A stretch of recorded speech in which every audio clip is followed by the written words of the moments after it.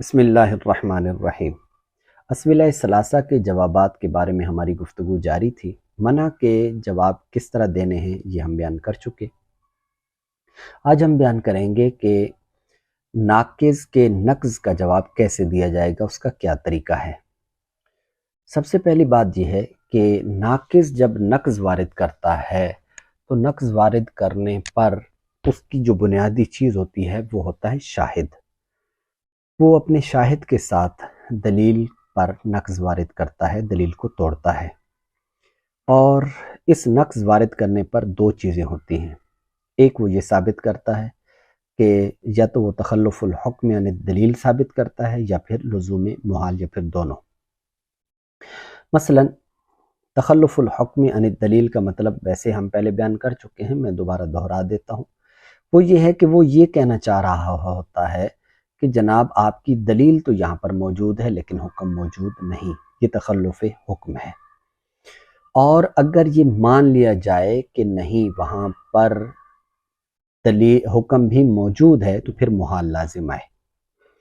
تو اس کی مثال یہ ہے، مثلا ایک شخص ہے، وہ کہتا ہے کہ نبی پاک علیہ الصلوۃ والسلام غیب نہیں جانتے۔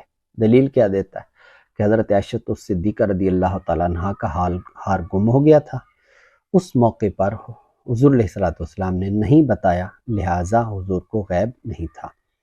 اب نبی پاک علیہ الصلوۃ والسلام کے غیب نہ جاننے پر اس نے جو دلیل قائم کی وہ یہ تھی، جو بنیاد تھی وہ یہ تھی کہ نہ جاننا عدم علم کی دلیل ہوئی۔ یعنی اس نے یہ استدلال کیا کہ حضور چونکہ نہ بتانا عدم علم کی دلیل، یعنی حضور نے چونکہ نہیں بتایا لہٰذا اس سے یہ پتہ چلا، یہ اس بات کی دلیل ہوئی کہ حضور علیہ الصلوۃ والسلام غیب نہیں جانتے۔ ہم اس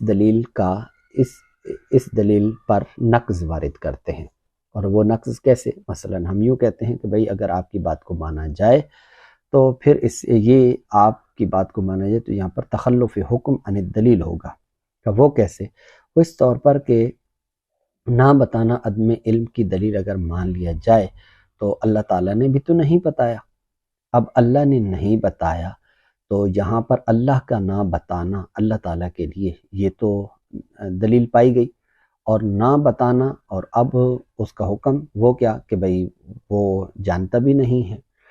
اگر یہ مان لیا جائے تو پھر اللہ تعالیٰ کے لیے اگر یہ مان لیا جائے کہ جناب اللہ تبارک و تعالیٰ نے نہیں بتایا تو یہ دلیل پائی گئی، لیکن حکم یہاں پر نہیں پایا گیا، اور وہ کیا ہے کہ اللہ تبارک و تعالیٰ کا نہ جاننا۔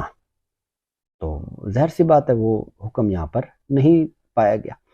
اب اگر ہم فرض کر لیں کہ نہیں جناب یہاں پر یہ حکم بھی پایا جاتا ہے کہ بھئی اللہ نے نہیں بتایا اس لیے اللہ کو پتہ نہیں تھا، تو یہ اگر مان لیا جائے تو پھر اسے کیا لازم ہے؟ محال، یعنی اللہ تعالیٰ کے لیے جہالت لازم آئے گی، اور جو کہ اللہ کے لیے کیا ہے؟ محال ہے۔ تو یہ ایک تخلف کی صورت اور لزوم محال کی صورت میں نے عرض کی ہے، اگرچہ پہلے بھی بیان کر چکے لیکن یہاں پر تھوڑی بات کو واضح کرنے کے لیے بیان کی ہے۔ اب یہاں پر بات یہ ہے کہ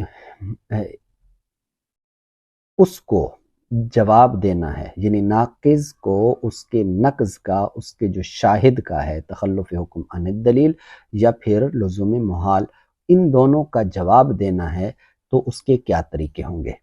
اس کے لیے 5 طریقے ہیں۔ 3 کا تعلق تخلف حکم کے ساتھ ہے اور 2 کا تعلق لزوم محال کے ساتھ ہے۔ اب ہم یہاں پر پہلا جو طریقہ ہے ہم اس کو بیان کریں گے۔ پہلا طریقہ کہلاتا ہے منع جریان دلیل، یعنی اس نے کہا تھا کہ جناب یہاں دلیل موجود ہے، لیکن کس نے؟ ناقض نے کہا تھا کہ بھئی یہاں دلیل موجود ہے لیکن حکم موجود نہیں، یہ تخلف حکم ہے۔ تو ہم اب جو مدعی ہے یا معلل ہے، اب اگر اس کے پاس جواب ہے تو وہ جواب کس طریقے پر دے گا؟ وہ کہے گا کہ جناب یہاں جو دلیل آپ نے کہا کہ یہاں دلیل ہے اور حکم نہیں ہے، تو ہم یہ کہتے ہیں کہ نہیں، یہاں پر دلیل ہی موجود نہیں۔ جب دلیل ہی موجود نہیں ہے تو پھر حکم اس لیے حکم بھی موجود نہیں۔ اب اس کی ہم ایک مثال بیان کریں گے۔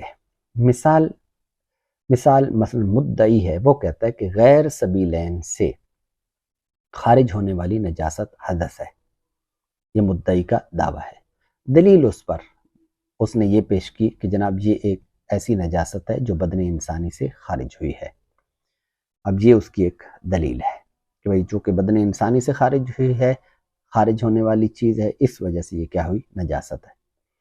اور پھر کبرا آپ خود یہاں پر نکال لیں کہ ہر وہ کہ جو بدن انسانی سے خارج ہونے والی چیز ہو تو وہ کیا ہوتی ہے؟ وہ حدث ہے، یعنی ناقض وضو ہے۔ تو لہٰذا یہ غیر سبیلین سے نکلنے والی نجاست یہ بھی کیا ہے؟ حدث ہے، یعنی ناقض وضو ہے۔ اب اس پر یہ چونکہ احناف کا مسلک ہے، مذہب ہے، اور اب امام شافعی رحمہ اللہ کی طرف سے اس پر نقض وارد کیا جاتا ہے۔ وہ کیا؟ وہ یہ ہے کہ وہ کہتے ہیں کہ بدن انسان سے وہ نجاست جو نہ بہے وہ نجس نہیں۔ اب اس نے کہا کہ بھئی ہم آپ کو ایسی جگہ دکھاتے ہیں، ایسا مقام دکھاتے ہیں کہ جہاں پر آپ کی دلیل موجود ہے، یعنی نجاست ہے اور خارج بدن انسانی سے خارج ہونے والی ہے، وہ دلیل یہ موجود ہے، لیکن اس کے باوجود اس پر حکم لاگو نہیں ہوا، یعنی ناقض وضو ہونے کا یا حدث ہونے کا حکم لاگو نہیں ہوا۔ وہ کون سی جگہ ہے؟ تو وہ کہتے ہیں کہ بھئی وہ جگہ کہ جہاں پر بدن انسان سے اگر یعنی دیکھیں بدن انسان سے اگر خون نکلا اور وہ ابھی بہا نہیں، ظاہر ہوا ہے، تو وہ نجاست ایسی ہے، خون ایسا ہے کہ جو نکلا تو ہے، لیکن اس کے باوجود احناف یہ کہتے ہیں کہ یہ نجس نہیں ہے، یہ ناقض وضو نہیں ہے۔